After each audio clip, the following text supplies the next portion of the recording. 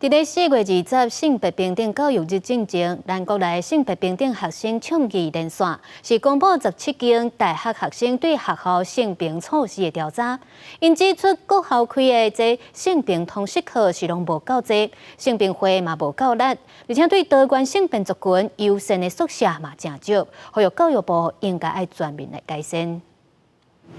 意思伫学校比性骚扰也是性别歧视，大学生会当安怎做？性别平等学生倡议连线指出，去找性平会网站，会有相关流程甲联络。也毋过，即个调查17间大学有6间无专职承办人员，有2间学校无充分性平会的资讯，嘛无委员名单。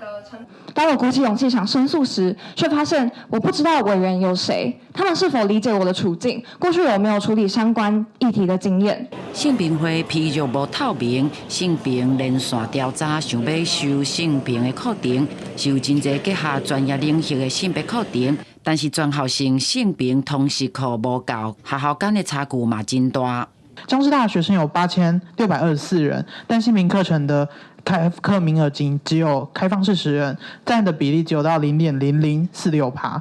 性平连线发现，各校差距，各有对性别优先宿舍的无同定义。17间学校内底有14间是无公开话术机制甲指引。性别友善宿舍需要有更明确的认定标准，学校也应该提供不同的房型选择，改善多元性别学生所面临的住宿困境。新的东西、改建过的东西，应该都会符合大家的期待跟想法。我们都一直在跟学校沟通说，当你做这样的环境调整跟改善，而且不要去做性别检查，其实可以因应很多用途。性平连线强调，因为是跨校学生自主发起的学生倡议组织，会当接触的学校真有限。这个是以性平资源较侪北部6都甲国立大学为主，性平教育化实施执行可能更加无好。呼吁教育部来参考调查显示的问题，对大学进行性平全面的体检，提出性平法修正草案，才会当确实改善。公视新闻综合报道。